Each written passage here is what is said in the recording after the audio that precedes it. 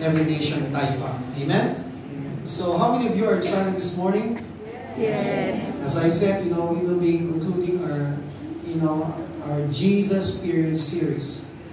And I want to start off, as I was preparing this, I realized during the travels that we have abroad in different countries, I got to see up close and personal, okay, the many Filipinos. Okay, I realized most of the countries are littered by Filipinos. And it's amazing because everywhere you visit or you go, lots and lots of Filipinos will not only that you will see, in the streets, but a lot of them are really working and determined to alter their life, and that's one of the reasons why many Filipinos would go abroad. They would choose to leave their families behind and find greener pasture somewhere else. Like for example in Saipan, and we realized this, that out of the 40,000+ population, there are about a little over 40% of them are Filipinos. That's Saipan, an island. 30 minutes, travel, flight from Guam. And even in Guam, there are nearly 30%, okay, of the population are Filipinos.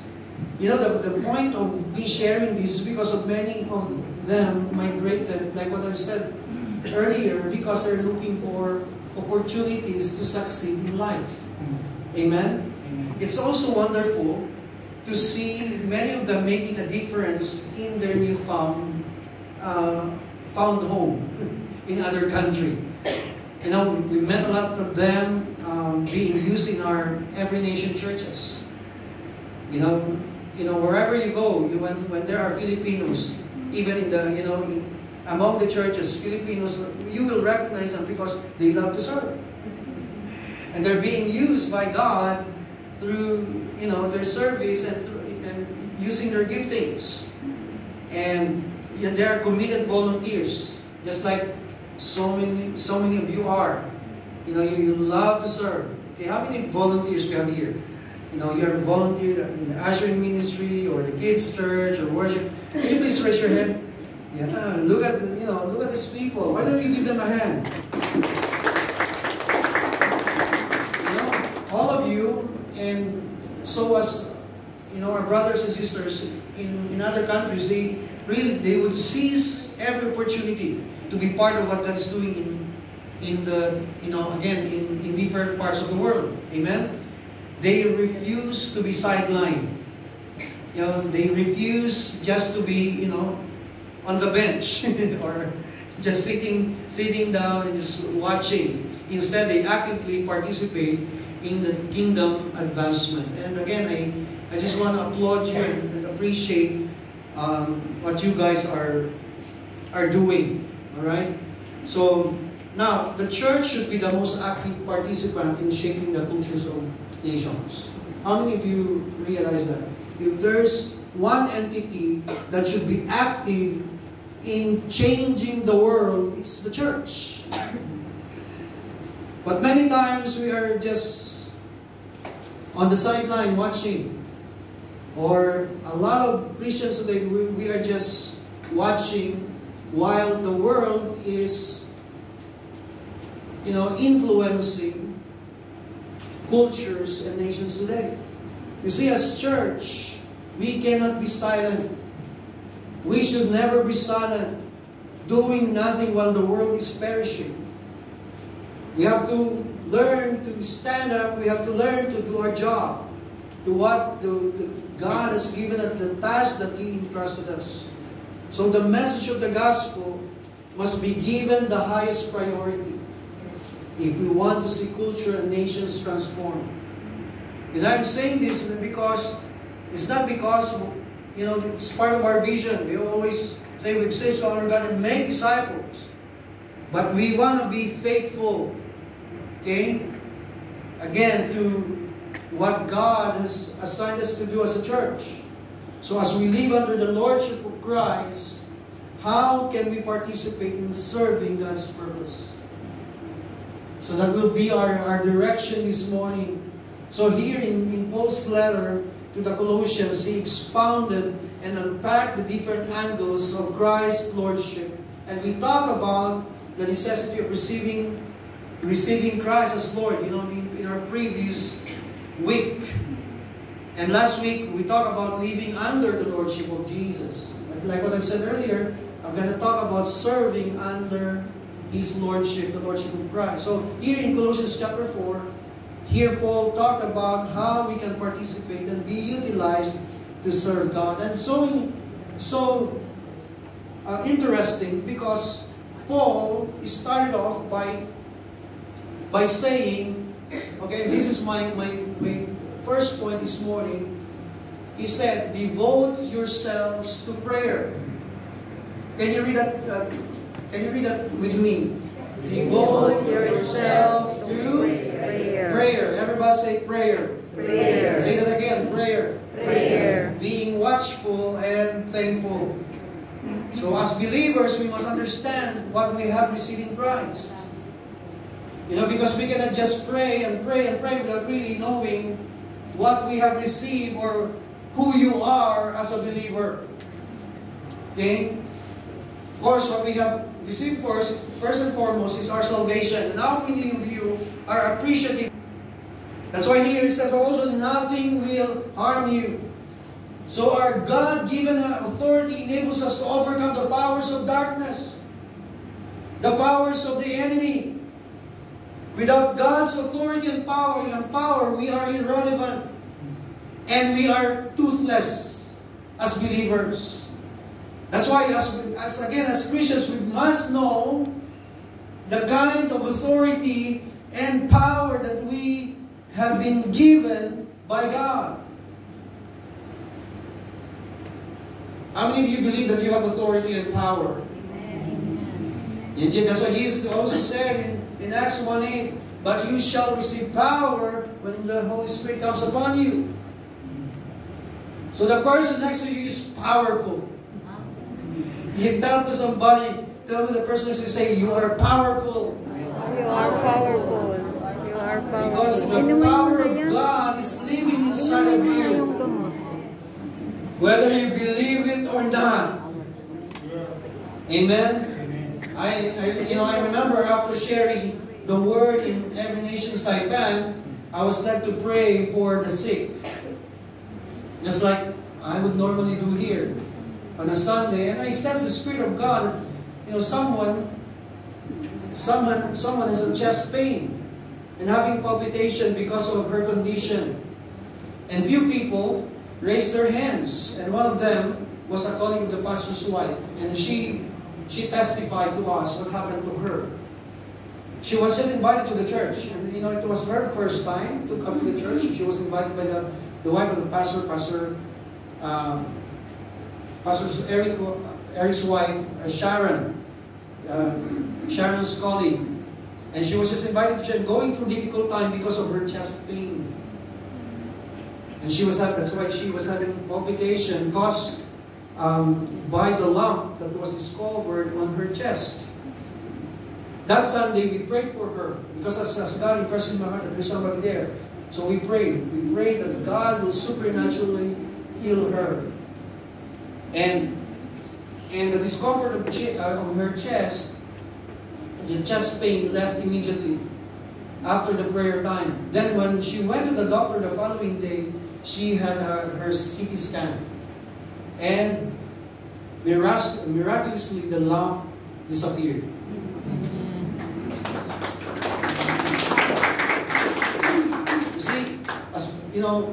I'm saying this not because I am a pastor, not because I am somehow a big shot pastor, no.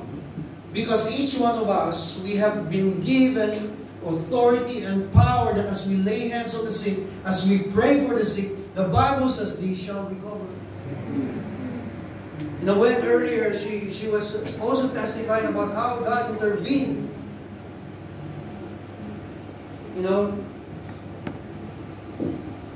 How God answered the prayers.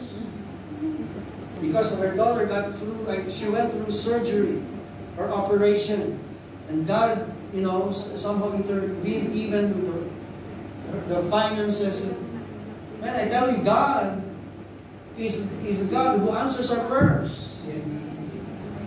I tell you what, there is no point of us singing all those songs. Earlier we've been singing songs that God heals. And, there's no point if we do not believe what the Word of God is saying. Are you hearing me? As a church, we have to come to a place where we believe what the Word of God is saying. You see, as a believer, you have the authority and you have the power over the works of darkness. That's why many times we would address sickness, that's demon of sickness. Because every sickness is not from God. And sometimes we tend to accept, I am sick, it's like, but I tell you, all sickness is not from God. And that's the reason why when Jesus came here on earth, He would heal the sick. And He would drive out demons. The demon of sickness included. So God's power and authority enables us to do God's work and His purpose. And that's the reason why, God anointed us. Isaiah 61 talks about, the Spirit of the Lord is upon me, for He has anointed me. You are anointed. The Bible says that you are anointed. That's why you have the capacity and the power that as you lay hands on the sick, they shall recover. That's why Paul said, devote yourself to prayer. Because there's power in our prayer. There's power in our declaration. We sing the song, I speak Jesus. Do you really believe that as you speak the name of Jesus, healing will come? Miracles will happen. But normally we doubt. His authority empowers us to execute His purpose, the purpose of God. Now, what are we doing with God's power and authority? You see, I want to encourage you to activate and use God's divine capacity to carry out His purpose. Ephesians chapter 3 verse 7 says here, I became a servant of this gospel. Paul was saying this, by the gift of God's grace given me through the working of His power. You see, Paul himself understands the grace given to him through the working of God's power. And look at Ephesians chapter 4. Okay? One chapter after Ephesians 3. Also in verse 7. Paul said, but to each one of us, grace has been given. There is a measure of grace given to each one of us as Christ apportioned it. You see, every believer possesses grace given by Christ. Therefore, we can use it with authority.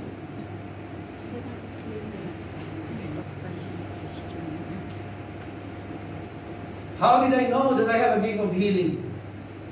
The first time I laid hands on the sick, that guy died the following day.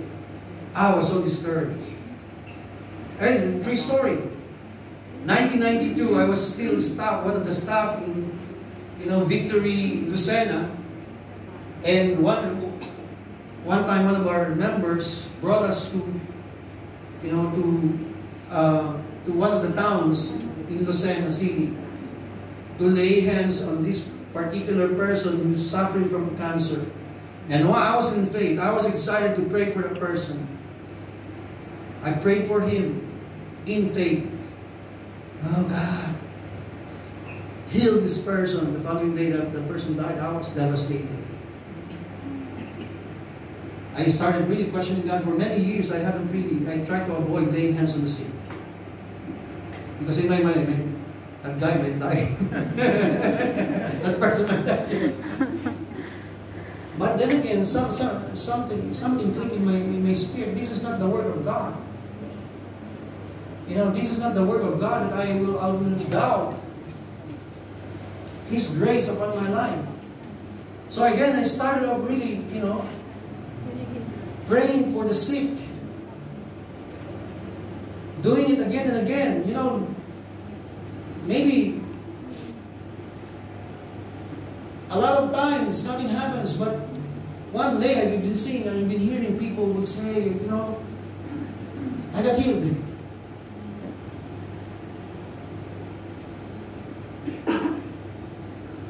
You just have to do it. It's like, you know, when you practice your spiritual gift, like for example, you're prophesying. You know, when you start prophesying, you will not be on point right away. You will not be, you will not be an expert overnight. You've got to practice, practice, and practice. Everyone say practice. Practice. Practice your gift. Say it again. Practice your gift. Practice your gift. Do it again and again and again. And mind you, don't just practice on yourself. Nothing will happen if you just practice on yourself. Practice on somebody. Lay hands on the sick, the Bible says. Prophesy on somebody else. Don't prophesy on your own self. The gift of God has been given to you so that you can serve. You are serving under the Lordship of Jesus. Amen? How many of you memorized this verse already? Philippians 4:13. I can do all things through Christ who strengthens me. You know, whenever you pray for somebody, you know, you always quote this, I can do all things through Christ. He strengthens me. And we have the audacity to say, I can do all things through Christ, because we understand our authority in Christ. Amen? You have the confidence to say this verse, because you know that you have been given the authority. I can do all things through Christ who strengthens me. So we can reinforce Christ's victory on earth through the power and authority provided for us. And no wonder Paul encouraged the believers to be devoted in prayer, because each one of us has the capacity to bring change to the nations. The mere fact that you are here today, of all places in Macau, and you're bearing not only the mark of Jesus, but you have the Spirit inside of you, you can bring change to this nation. And you've got to believe it. You are a barrier.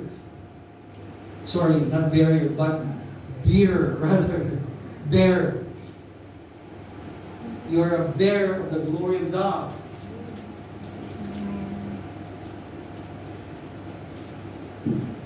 So Paul encouraged them to be devoted in prayer. And here are the two reasons why. Why he encouraged them to be devoted in prayer. First is prayer releases the will of God on earth as it is in heaven. Prayer releases the will of God on earth as it is in heaven. In Matthew chapter 5, verse 10, it says here, your kingdom come, your will be done on earth as it is in heaven. How many of you know that God desires to see heaven and earth? This is one of the main reasons we pray. Amen. We declare that whatever there is in heaven will come here on earth.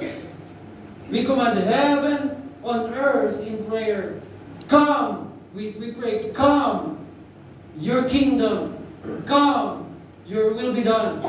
on earth as it is in heaven. Now, what there is in heaven that we need to see and experience in earth? Why we are commanding heaven to come here on earth? What is there in heaven? Righteousness, peace, order, provision, health, unity. So whatever is in heaven, we want them here on earth, and we reinforce it in prayer. That's why when Jesus was asked, Jesus, teach us how to pray. How did Jesus, how did Jesus responded? When he said, Our Father who art in heaven, hallowed be your name. Your kingdom come, your will be done on earth as it is in heaven. Part of our prayer is we reinforce what Jesus was saying when he said, whatever is in heaven, Lord, let it be. Let it come. Let it happen here on earth. Amen?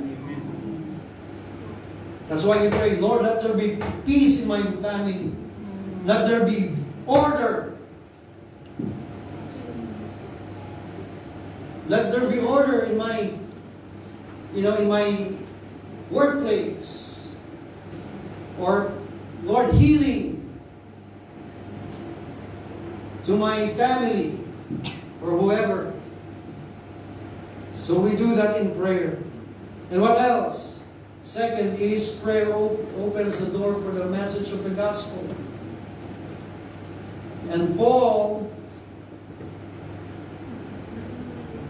asked the church to pray for him. Verse 4, chapter 4, 3 and 4 says, and pray for us too, that God may open a door for our message, so that we may proclaim the mystery of Christ, for which I am changed. Pray that I may proclaim it clearly as I should. So God has anointed us to pray with power and authority. It's one of the main reasons why people come to know the Lord. Right? As God opens the hearts of the people through the gospel. I remember when we were starting our church in Xiamen, China, we were really seeking God, Lord, what do you want us to do in this particular season? And God led us to go through a season of prayer. God told us to build my altar. Those are the exact words that God impressed in my heart, verbatim. Build my altar. And so for a season, what we did, we just sought the Lord in prayer. We engaged God in prayer and worship, seeking the heart of God. And as we responded to God, we've seen the amazing result in the ministry after that. God gave us the harvest. God opens the door for us so that we can, effectively minister to the Chinese. So it's a great blessing to know that there are people. Amen? There are people also praying for us. How many of you know that you came to know the Lord as a result of somebody praying for you? Come on. And I can attest to that. I used to be very stubborn. People prayed for me and believed that I will be saved. Many of us here, we came to know the Lord again because somebody prayed for us. Amen? You see, we need to pray for one another. That's one of the reasons why God has placed us in a church community like this. Because God knows that you cannot just be on your own. You cannot just always pray for yourself. Imagine, for the rest of your Christian life, you're just trying to stand on your own. Every day you just pray for yourself. Every day you lay hands on your you lay hands. You've been praying only for yourself. You pray for breakthrough for yourself. Can you imagine day after day? When you are discouraged, you encourage yourself. I can imagine not having Christian, not having the staff with me, trying to lift up my arms, praying and believing that God will continue to use me. You see, as a minister, I believe if people are not praying for us, as ministers, we won't be around. This way, I believe already.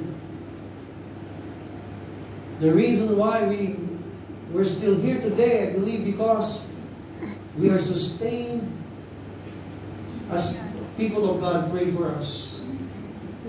There are people out there, you guys, who've been praying for us. We have intercessors in this church who are consistently and constantly praying for you. How many of you know that? Every single day, 4 o'clock in the morning, you will hear you see the alarm telling us to start, let's start to pray for people. You see, they continue to pray for you even if they are not being recognized enough now. There are silent heroes, our intercessors in this church. If you are, part of the intercessor, can you please raise your hand? They want to be recognized. They are hiding. They are fighting for us behind the scene. Amen. Day in and day out. Now Colossians 4, going back, verse 12, it says here, Epaphras, who is one of the servant of Christ Jesus, greets you, always struggling on your behalf in his prayers, that you may stand mature and fully assured in all the will of God. As a matter of fact, if you look at the entire chapter, Paul specified the names of these people who are serving the Lord faithfully. And Epaphras was one of them. Always struggling in prayer for the saints. So I encourage you to always be devoted. When we say devoted, that means dedicated. It means also constant, devout, and steadfast in prayer. Those are synonymous words. Be devoted, dedicated, constant, devout, and steadfast. So, don't give up. Amen. Even if you feel like not praying, continue to pray. That is what being devoted is. When you feel like praying, when you do not pray like praying, you still pray. Amen? So the second point, Colossians 4, 5, and 6 says here, be wise in the way you act toward outsiders. And this is the second point. Make the most of every opportunity. Everybody say opportunity. Opportunity. So make the most of every opportunity. So my question here today is this: are you living your life with intentionality or with a purpose? Are you living your life with are you being intentional? Is your life, are you living your life with a purpose? You see, God has given us different opportunities in life. Amen? And most of the opportunities we consider as important is in relation to our personal advancement. We always look for opportunities. For example, we want every opportunity to be successful in life, in our workplace. Amen? How many of you here, you want to succeed in your work?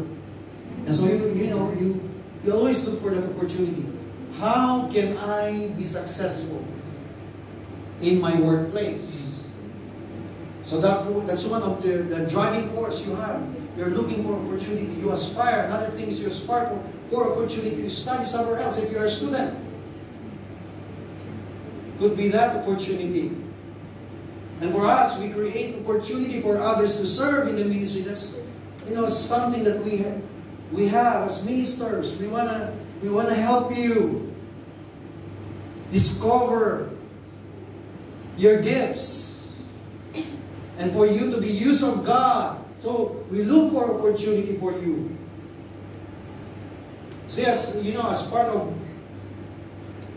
the regional leadership team, that's our team.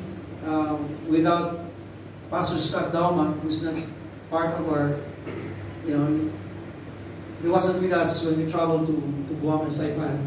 But as part of the leadership team, we have the opportunity to travel to different parts of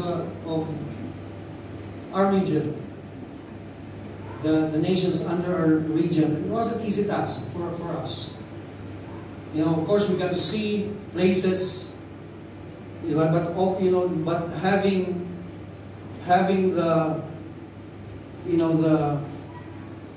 the task of overseeing the different EN churches in Asia, it was quite tedious work for us. But then again, it's a great opportunity to see what God is doing in other nations. I'm so blessed to see what God is doing, for example, in our EN Every Nation Guam churches, in Saipan church. It gives me great joy because the same thing that what is God doing here, He's also doing something different in other places. And also being given the opportunity to minister, to different churches as well. Those are the kind of things that we are thankful about to God. So again, there are various opportunities that we try to navigate in our lives. Also in Ephesians chapter 5, verse 15 to 17, it says here, and this is powerful. If you try to unpack these verses, it says, "Be very careful then how you live, not as unwise, but as wise, making the most of every opportunity, because the days are evil." In other words, Paul was saying, you need to be wise. How you live your life.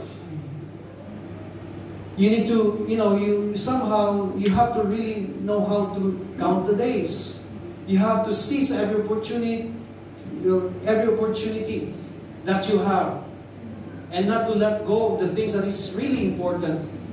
And so the question is, how do we make the most of every opportunity knowing that the days are evil? Now I believe Paul's contention here, both in Colossians chapter 4 and here in Ephesians, is for us to seize every opportunity to be a testimony for Jesus. If you look at his contention, also again, going back, if you look at Colossians chapter 4, he was also talking about becoming, a witness for Christ. In other words, we can influence those around us by exemplifying Christianity to others and by intentionally sharing the message of the gospel to others. So we seize every opportunity that we have to be able, again, to sway or influence others so that they may come to know Christ. God has put you in a situation, or maybe planted, God has planted you in your workplace for a particular purpose. And so that you can be His ambassador, to your workplace. I remember we've done for how many times? Several times we've done Engage campaign. Now we started this, several years ago. I don't know exactly when did we start? 2017. When we started this, imagine that. 2017 we started this, and we've been doing this year after year after year up until now. We just recently concluded this one, our Engage campaign. And some of you, of course, participated. What is the main reason why we do this? So that we can be aware of our God's given mandate. Because we have to be reminded always that there is a mandate, there is an assignment given to us. And what is that assignment? To reach the lost. Amen? To influence the lives of others. See, can you imagine that? A lot of people, we were talking about this in our victory group, a lot of the Filipinos, they would, every day they would hang out in San Malo area. They're not talking about the Bible. In the middle of the night, 12 in the evening, they would, they don't get drunk in the spirit. They get drunk with wine. And what happens after that? You know what I'm talking about.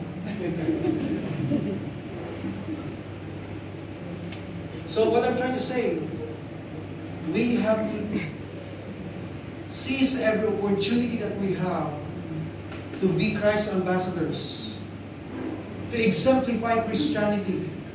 Amen? I hope that the people around you, whenever you look, they look at you and look at your life.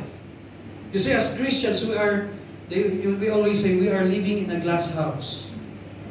We are living in a glass house because people would look at us, watch the kind of life we live in.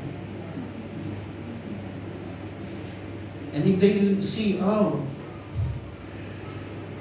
no difference from the world. So how can they be enticed and be encouraged to be a Christian if they see no difference? That's why Jesus said, you are the salt and the light of the world. Because salt, we influence, we impact our surroundings, our environment through the kind of life that we have. Being the salt and light, we are becoming a witness to others. Not only through our life, but also by what we share to them. We have to seize every opportunity to preach the gospel to others. Amen? So we intentionally plan and execute. This should be part of our system already. We have to make plans. Lord, give me people. Give me somebody that I can be a witness to. I can be a blessing, so that I can be a blessing to others. Amen? So, I encourage you, again, make it your goal to engage someone with the purpose of sharing the gospel. That's why we use always the word engage. We kind of shy away from using the word evangelism, but that's also the same. But engage, we engage them, we befriend other people, but not just for the purpose of fellowship, but for the purpose of sharing the gospel to them. Amen? So we need to use every opportunity to lead others to Christ. Now, as I end, let me land with this scripture. John 9:4 says, as long as it is day, we must do the works of Him who sent me. This is Jesus talking. Night is coming when no one can work. See, when Jesus said this, there is a sense of urgency when it comes to the work of God. Jesus Himself said, as long as it is day, we must do the works of Him. He was telling His disciples, giving them that mandate and even opportunity to be a blessing, to serve by sharing the gospel. So let's all take every opportunity to do the work that God entrusts us. Amen? Again, we only have one message. one message. We only preach about one person. That's why the whole thing about this series, Jesus, period. Not plus plus plus. Because we won't promote another person. We don't promote even the church. As long as we are winning people for Christ, we are doing our job. Amen. I hope that is your heart. I want to ask everyone to please